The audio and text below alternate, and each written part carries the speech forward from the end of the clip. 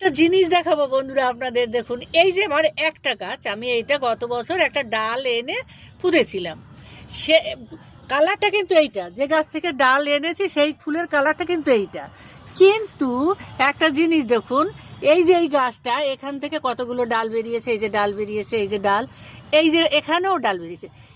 এই যে একটা ডাল, এই যে দেখুন, এখানে কিন্তু কোনো গ্রাফটিং নেই। আপনারা যে বলবেন গ্রাফটিং বা কিছু, কিচ্ছু না, নিজের থেকেই যে এখানে। এইটা কি করে লাল ফুল হয়? আগেও একটা হয়েছে, ভাবলাম হয়তো এমনি হয়েছে, তা দেখানো হয়নি আপনাদের। কিন্তু এবার আর না দেখিয়ে পারছি না। বলুন তো, এটা কি সম্ভব কখনো? গ্রাফটিং ছাড়া নিজের থেকে একটা ডালে দুটো রং কি করে হয় একটা গাছে?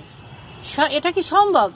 যদি সম্ভব হয় একটু আপনারা বলবেন, আমার ঠিক জানা নেই।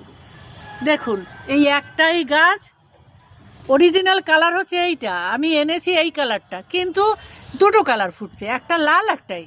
এটা কি করে সম্ভব? কালকে দেখিয়েছিলাম আপনাদের এই ফুলটা যে ফুটেছিল, আর এইটা কড়ি ছিল, দেখেছেন? এই যে এইটা হচ্ছে অন্য কালার, এইটা হচ্ছে অন্য কালার। এই যে দেখুন, একটা ডালের থেকে, এই যে আপনাদের ভালো করে দেখাই, দেখুন এখানে কিন্তু কোনো গ্রাফটিং নেই। এই একটা ডাল, এই একটা ডাল, এই একটা ডাল, এই একটা ডালের থেকে এই সব বেরিয়েছে।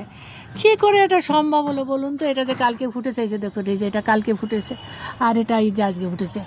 একই গাছে আমার ডাল কাটা, মানে কেটে নিয়ে এসেছি ডাল, এই কালারে কেটে নিয়ে এসে লাগিয়েছি, সেটা দুটো কালার কি করে হলো? আশ্চর্যের বিষয়, আমি বুঝতে পারছি না। এবার আপনারা একটু বলুন, কি করে এটা সম্ভব?